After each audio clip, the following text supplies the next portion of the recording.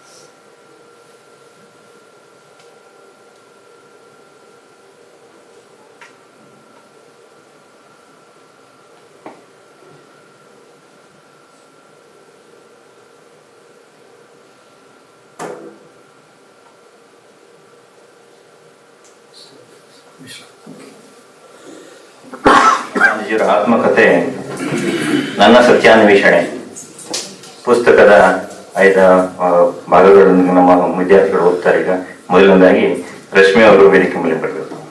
ಎಲ್ಲರಿಗೂ ಬೆಳಗಿನ ಶುಭೋದಯಗಳು. ಇಂದು ನಾವು ಹುತಾತ್ಮರ ದಿನವನ್ನು ಆಚರಿಸುತ್ತಿದ್ದೇವೆ. ಹುತಾತ್ಮರ ದಿನದ ಶುಭಾಶಯಗಳು. ನಾನು ಗಾಂಧೀಜಿಯವರ ಜೀವನದ ಅನುಭವದ ಮಾತುಗಳನ್ನು ಹೇಳುತ್ತಿದ್ದೇನೆ, ತಪ್ಪಿದ್ದಲ್ಲಿ ಕ್ಷಮೆ ಇರಲಿ.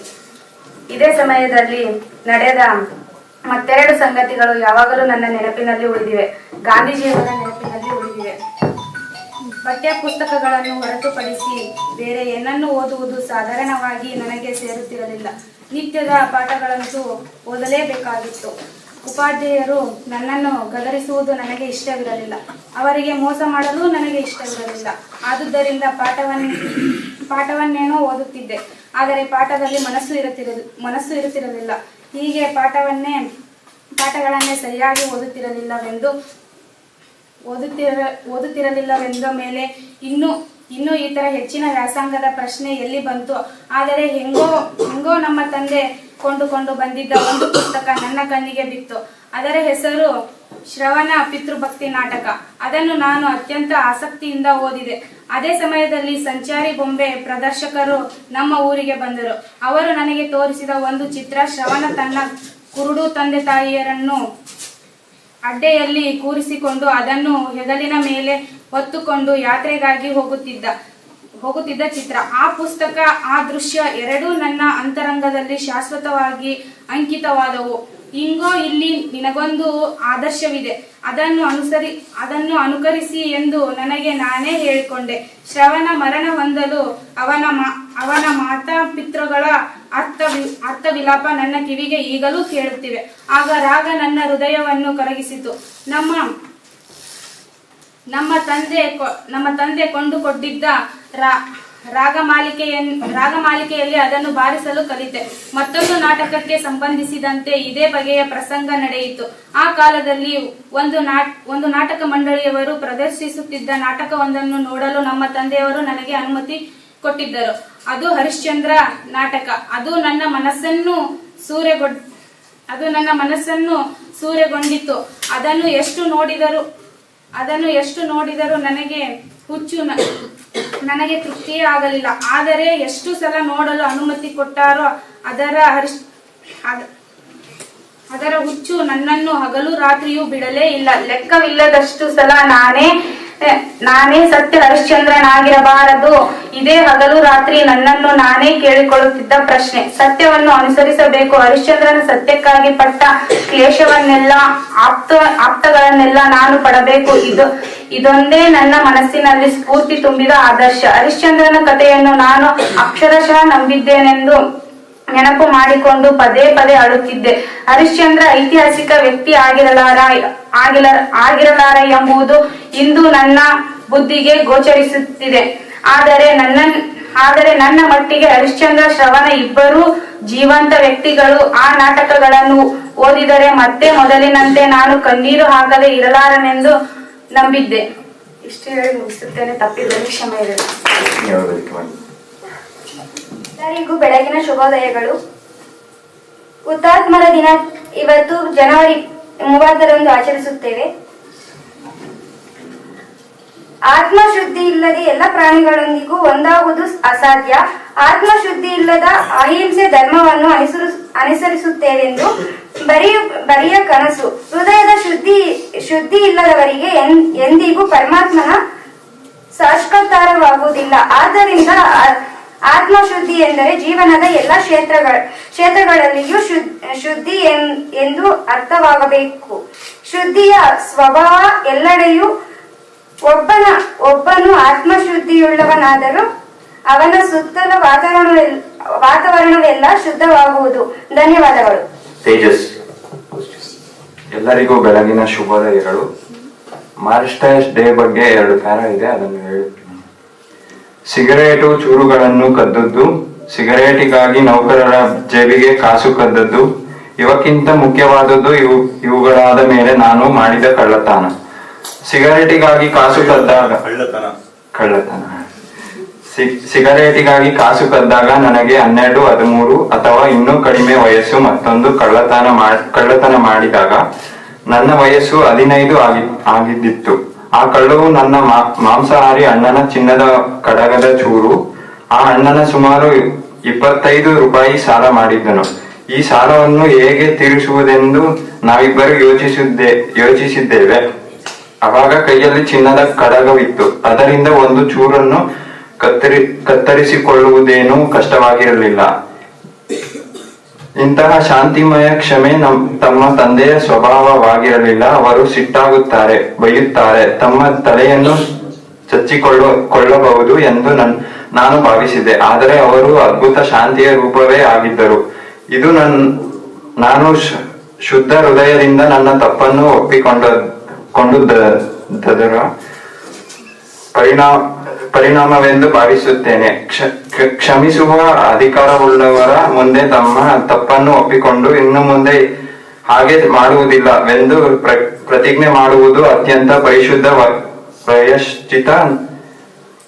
ನಾನು ಹಾಗೆ ನಡೆದುದರಿಂದ ನಮ್ಮ ತಂದೆ ನನ್ನ ವಿಷಯದಲ್ಲಿ ನಿಶ್ಚಿತರಾದರು. ಅವರಿಗೆ ನನ್ನಿಂದ ಆಗದ ಪ್ರೇಮ ಇನ್ನೂ ಅಧಿಕವಾಯಿತು. ಏನಾದರೂ ತಪ್ಪಿದರೆ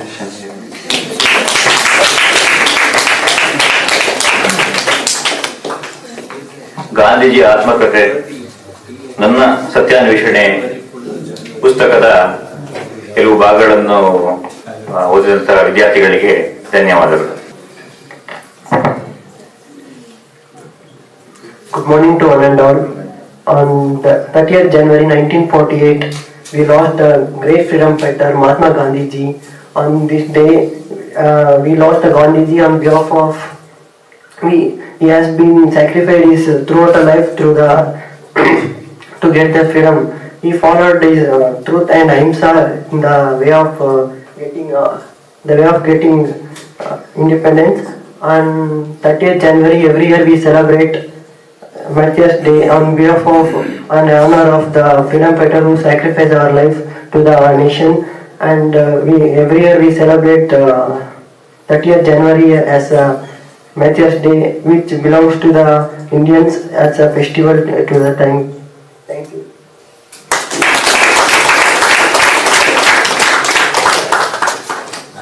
ಮಾರ್ಟಿಯರ್ಸ್ ಡೇ ಬಗ್ಗೆ ವಿಚಾರ ಮಾಡಿ ತಿಳಿಸಿದಂತ ಸಚಿನ್ ಅವರಿಗೆ ಧನ್ಯವಾದಗಳು. So today a day we are going to celebrate as a Martyrs Day, means Shahid Divas. This Divas is always observing on the 30th January from 1948, when Gandhiji going to assassinated by the Godse.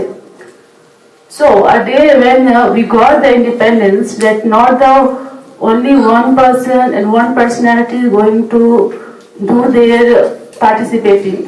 All the freedom fighters and all the common people, they sacrifice their life they never ever thinks about their own. They live for the country. ಕಾರ್ಯಕ್ರಮದ ಕುರಿತು ಮಾತನಾಡಿದಂತ Sarika madam ಅವರಿಗೆ ಧನ್ಯವಾದಗಳು. ಈಗ ಕಾರ್ಯಕ್ರಮ ಕುರಿತು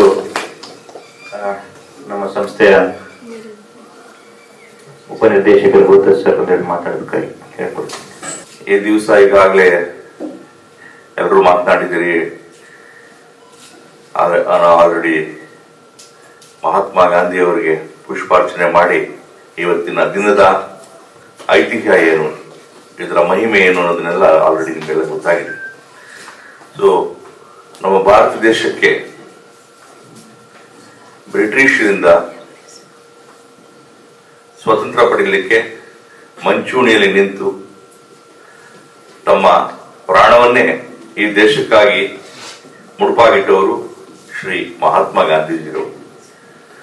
so ಅವರು ನಮಗೆ ಸ್ವತಂತ್ರ ಬಂದ ಒಂದು 3 ವರ್ಷ ಇದ್ರಷ್ಟೇ. ಆ ನಂತರ ಹುತಾತ್ಮರಾದ್ರು. ಅದರ ಹಿಸ್ಟ್ರಿ ನೀವೆಲ್ಲ ತಿಳ್ಕೊಂಡಿದ್ದೀರಿ ಅಂತ ಹೇಳಿ ನಾನಂತೂ ಭಾವಿಸ್ತೀನಿ. ನಾನಂತೂ ಈಗ ಅಬ್ಸರ್ವ್ ಮಾಡಿದೆ, ಈಗ ನಮ್ಮಲ್ಲಿ ಈ ಒಂದು ಹೊಸ ಜನರೇಷನ್ ಅಲ್ಲಿ ಏನಾಗ್ತಾ ಇದೆ, ಹಿಸ್ಟ್ರಿನೇ ಮರ್ತೋಗಿದ್ದೀರಿ. ಯಾಕೆಂದ್ರೆ ಈ ನಮ್ಮ ಪ್ರಪಂಚ ನಿಂತಿರೋದೇ ನಮ್ಮ ಹಿಸ್ಟ್ರಿ ಮೇಲೆ. ಪ್ರತಿಯೊಂದಕ್ಕೂ ಹಿಸ್ಟ್ರಿ ಮೂಲ, ಅದೇ ಮೂಲ ಮಂತ್ರ ನಮಗೆ. ಈಗ ಹಿಂದೆ ಹೇಗಿತ್ತು, ಇವತ್ತು ಏನ್ ಪರಿವರ್ತನೆ ಆಯಿತು ಅನ್ನೋದನ್ನ ನಾವು ಕಂಪೇರ್ ಮಾಡ್ಕೊಂಡೇ ಜೀವನದಲ್ಲಿ ಮುಂದೆ ಸಾಕ್ಬೇಕಾಗುತ್ತೆ. ಈ ಒಂದು ಹಿನ್ನೆಲೆಯಲ್ಲಿ ಈಗ ನಾನೇ ಕೇಳಿಕ್ ಪಡ್ತೀನಿ, ಎಷ್ಟೋ ಜನಗಳಿಗೆ ಈಗ ಮಹಾತ್ಮ ಗಾಂಧಿ ಅವರ ತಂದೆ ತಾಯಿ ಯಾರು ಅಂದ್ರೆ ಗೊತ್ತಿರ್ಲಿಕ್ಕಿಲ್ಲ. ಹೌದಾ? ಹೇಳಮ್ಮ, ಮಹಾತ್ಮ ಗಾಂಧಿ ಅವರ ತಂದೆ ಹೆಸರೇನು? Very good. ಕರಮ್ಚಂದ್ ಗಾಂಧಿ. ಹೌದಾ? ಹೀಗೆ ನಾವು ಮೊದಲು ಆ ಸಿಂಪಲ್ ಫಂಕ್ಷನ್ ನೋಡಿ. ಈಗ ಹೇಳ್ತೀನಿ ನಿಮ್ಗೆ, ಹಿಂದೆ ಹೇಳ್ತಾರೆ ನಾವು ಒಂದು ಜೀವನದಲ್ಲಿ ಹುಟ್ಟು ನಾವು ನಶಿಸೋಗ್ತೀವಿ, ಸತ್ತು ಹೋಗ್ತೀವಿ. ಬಟ್ ಆದ್ರೂ ನೋಡಿ, ಈಗ ನಮಗೆ ನಮ್ಮ ಮುತ್ತಾತರ ಹೆಸರುಗಳು ಗೊತ್ತಿಲ್ಲ. ಹೌದಾ? ನಮ್ಮ ಬ್ಲಡ್ ಸರ್ಕಲ್ ಅದು. ಹೌದಾ? ನಮ್ಮ ರಕ್ತ ಸಂಬಂಧದಲ್ಲಿ ನಮ್ಮ ಎಷ್ಟೋ ಜನ ಬ್ಲಡ್ ಸರ್ಕಲ್ ಅವ್ರಿಗೆ ಗೊತ್ತಿರೋದಿಲ್ಲ ಅವ್ರ ನಮ್ಮ ತಾತ ಯಾರು, ನಮ್ಮ ಮುತ್ತಜ್ಜಿ ಯಾರು. ಯಾಕೆಂದ್ರೆ ಅವರ ಫುಟ್ ಪ್ರಿಂಟ್ಸ್ ಏನಾದ್ರು ಬಿಟ್ಟು ಹೋಗಿದ್ರೆ ಮಾತ್ರ ಆ ಒಂದು ನೆನಪು ನಮ್ಮಲ್ಲಿ ಉಳಿಯುತ್ತೆ. ಸೊ ಹೀಗಾಗಿ ಇವತ್ತು ಕೂಡ ನೋಡಿ, ನಾವೆಲ್ಲ ಮಹಾತ್ಮ ಗಾಂಧಿ ಅವರು ಯಾವಾಗ ಸತ್ರು, ಅಷ್ಟು ವರ್ಷ ಆದ್ರೂ ಕೂಡ ನಾವಿನ್ನೂ ನೆನಪಲ್ಲಿ ಇಟ್ಕೊಂಡಿದ್ದೀವಿ. ಸುಭಾಷ್ ಚಂದ್ರ ಬೋಸ್ ಯಾವಾಗ, ಹಾಗೆ ರವೀಂದ್ರನಾಥ್ ಠಾಗೂರ್ ಸತ್ತು ಎಷ್ಟು ವರ್ಷ ಆಯ್ತು. ಹೀಗೆ ಆ ಹಿಂದಿನ ಕಾಲದಲ್ಲಿ ಕೂಡ ಅವರು ನಮ್ಮ ದೇಶಕ್ಕೋಸ್ಕರ ಅವರ ಪ್ರಾಣವನ್ನೇ ಮುಡುಪಾಗಿಟ್ಕೊಂಡು ಪ್ರತಿಯೊಬ್ಬರು ಆಯ್ತಾ ದೇಶಕ್ಕೆ ಸ್ವಾತಂತ್ರ್ಯ ತಂದುಕೊಟ್ರು. ಈಗ ನೀವು ಹಿಸ್ಟ್ರಿನಲ್ಲಿ ಅದಕ್ಕೆ ಹೇಳ್ತಾರೆ, ದೇಶ ನೋಡು ಕೋಶ ಓದು ಅಂತ. ಯಾಕೆ ಹೇಳ್ತಾರೆ ಅಂದ್ರೆ, ದೇಶಗಳನ್ನ ನೋಡ್ಬೇಕು. ದೇಶಗಳನ್ನ ನೋಡಿದ್ರೆ ನಿಮ್ಗೆ ಅನುಭವಗಳಾಗ್ತವೆ. ಈಗ ಈ ವಿಚಾರದಲ್ಲಿ ನಿಮ್ಗೆ ಹೇಳ್ಬೇಕಂದ್ರೆ, ನಮ್ಮ ಪಂಜಾಬ್ನ ಅಮೃತ್ಸರದಲ್ಲಿ ನಮ್ಮ ಏನ್ ಗೋಲ್ಡನ್ ಟೆಂಪಲ್ ಇದೆಯಲ್ಲ, ಅದರ ಪಕ್ಕದಲ್ಲಿ ಒಂದು ಜಲಿಯನ್ ವಾಲಾಬಾಗ್ ಅಂತಿದೆ. ಅದೊಂದು ಎಲ್ಲರೂ ಕೇಳಿದ್ರಲ್ಲ, ಓದಿರ್ತೀವಿ ಹಿಸ್ಟ್ರಿನಲ್ಲಿ, ಜಲಿಯನ್ ವಾಲಾಬಾಗ್ ಹತ್ಯಾಕಾಂಡ ಅಂತೇಳಿ. ಸೊ ಅಲ್ಲೂ ಹೀಗಿದೆ. ಒಮ್ಮೆ ಈ ಫ್ರೀಡಮ್ಗೋಸ್ಕರ ಅಲ್ಲಿನ ನಮ್ಮ ಸ್ವತಂತ್ರ ಹೋರಾಟಗಾರರು ಅದು ಒಂದು ದೇವಸ್ಥಾನ, ಒಂದು ಗೋಲ್ಡನ್ ಟೆಂಪಲ್ ಸುತ್ತಲೂ ಒಂದು ಕೋಟೆ ಟೈಪ್ ಇದೆ. ಆ ಕೋಟೆ ಮಧ್ಯದಲ್ಲಿ ಆ ಒಂದು ಜಲಿಯನ್ ವಾಲಾಬಾಗ್ ಇದೆ. ಆ ಒಂದು ಪ್ರಾಂತ್ಯದಲ್ಲಿ ಇವರು ಆ ದಿವಸ ಸ್ಟ್ರೈಕ್ ಮಾಡ್ತಾ ಇರ್ತಾರೆ. ಏನಕ್ಕೋಸ್ಕರ? ನಮ್ಮ ಸ್ವಾತಂತ್ರ್ಯಕ್ಕೋಸ್ಕರ ಸ್ಟ್ರೈಕ್ ಮಾಡ್ತಾ ಇರಬೇಕಾದ್ರೆ ಆಲ್ ಆಫ್ ಯುರೋಪಿಯನ್ರು ಆ ಒಂದು ಇವರೆಲ್ಲ ಹೋಗ್ಲಿಕ್ಕೂ ಜಾಗ ಇಲ್ಲ. ನೀವಲ್ಲಿ ಹೋಗಿ ಆ ಸ್ಪಾಟ್ ಅನ್ನು ನೋಡಿದ್ರೆ ಗೊತ್ತಾಗುತ್ತೆ ನಿಮ್ಗೆ, ಹೇಗೆ ಅವರು ಎಷ್ಟು ಚಿತ್ರ ಹಿಂಸಿನಲ್ಲಿ ಅವರ ಪ್ರಾಣವನ್ನು ತೆತ್ತಿರಬಹುದು, ಹೇಗೆ ಮಾಡಿರ್ಬೋದು ಅಂತ ಹೇಳಿ. ಗೋಡೆ ಹತ್ತಕ್ಕಾಗಲ್ಲ. ಗೋಡೆ ಹತ್ತಕ್ಕಾಗತ್ತಾ? 10-12 ಅಡಿ ಗೋಡೆ ಇದೆ. ಅದು ಆ ಗೋಡೆನ ಹತ್ಕೊಂಡು ಹೋಗ್ಲಿಕ್ಕೂ ಆಗಲ್ಲ. ಆ ಕಡೆಯಿಂದ ಎಲ್ಲಾ ಒಂದೇ ಕಡೆ ಕುಳಿತಿದ್ದಾರೆ, ಸ್ಟ್ರೈಕ್ ಮಾಡ್ತಾ ಇದ್ದಾರೆ. ಒಂದು ಗೇಟ್ ಕ್ಲೋಸ್ ಮಾಡಿದ್ರು.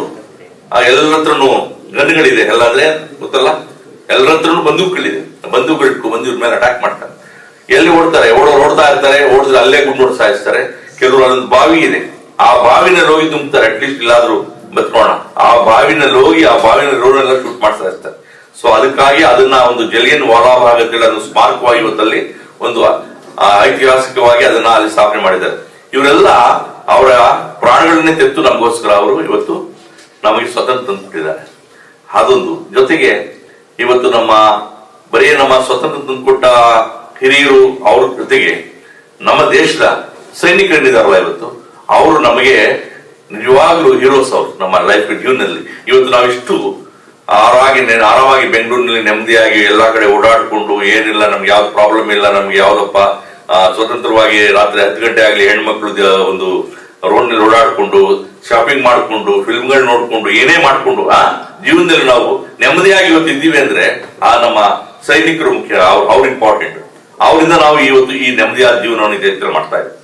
ಇವು ಟೇಕ್ ಟು ಅದರ್ ಬೇರೆ ಕಂಟ್ರಿಗಳಿಗೆ ಹೋಗಿ, ಇವು ಸಿರಿಯಾ ಆಗೋ ಇನ್ನೊಂದು ದೇಶಕ್ಕೂ ಎಲ್ಲಾದ್ರೂ ಹೋಗಿ ನೋಡಿದ್ರೆ ನೀವು ಅಲ್ಲಿ ಸಿಸ್ಟಮ್ ಇಲ್ಲವೇ ಇಲ್ಲ.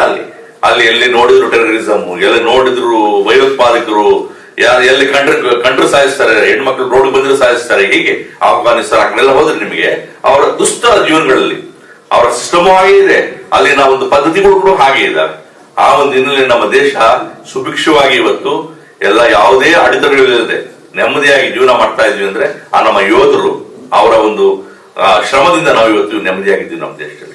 ಈ ಒಂದು ಹಿನ್ನೆಲೆಯಲ್ಲಿ ಇವತ್ತು ನಾವೇನು ಈ ಒಂದು ದಿನವನ್ನು ಆಚರಣೆ ಮಾಡ್ತಾ ಇದ್ದೀವಿ, ಇದು ನಮ್ಮ ಹಿಂದಿನ ಎಲ್ಲಾ ಸ್ವತಂತ್ರ ಹೋರಾಟಗಾರರಿಗೆ ಹಾಗೂ ಇವತ್ತು ನಮ್ಮ ದೇಶವನ್ನ ಎಲ್ಲಾ ದಿಕ್ಕುಗಳಲ್ಲಿ ಕಾಯ್ತಾ ಇರುವಂತಹ ಯೋಧರಿಗೆ ಸಲ್ಲಬೇಕು ಅಂತ ಹೇಳಿ 2 ಮಾತನಾಡಲಿಕ್ಕೆ ಅವಕಾಶ ಕೊಟ್ಟ ಎಲ್ಲರೂ ನಾನು ಹೊಂದಿಸ್ತೇನೆ. ನನ್ನ ಮಾತು ಪುಸ್ತಕ ವಿತರಣೆ, ಗಾಂಧೀಜಿಯ ಸತ್ಯಾನ್ವೇಷಣೆ ಆತ್ಮಚರಿತ್ರೆ ಪುಸ್ತಕ ವಿತರಣೆ ನಮ್ಮ ಸಂಸ್ಥೆ ನಿರ್ದೇಶಕರು ಮಾಡಬೇಕೆಂದು ನನ್ನ ವಿದ್ಯಾರ್ಥಿಗಳು.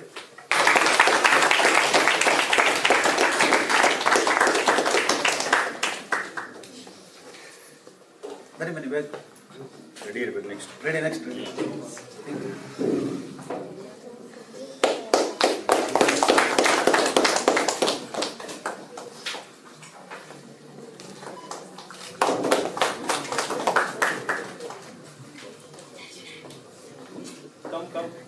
come quickly. Darshan, stand. Ashwini.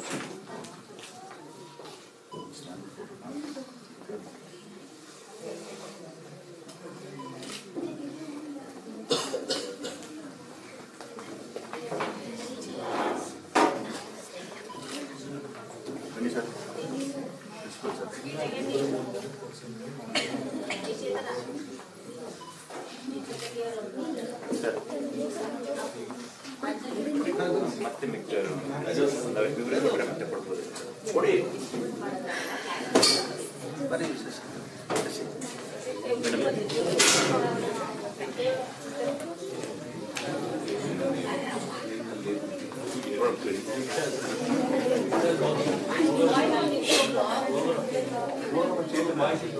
Be quick.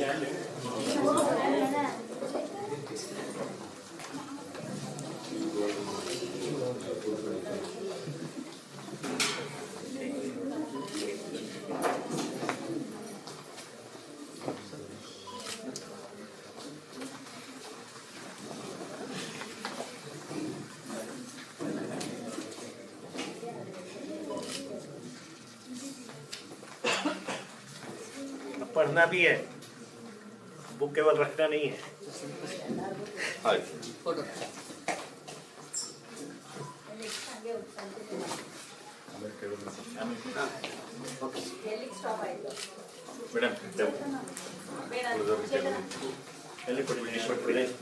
Direct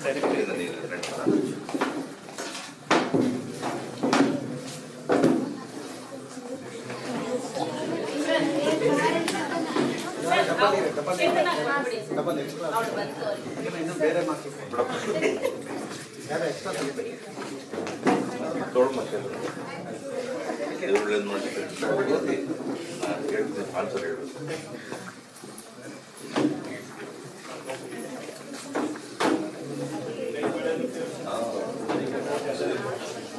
please रखना चाहिए सर, प्लीज रखना चाहिए.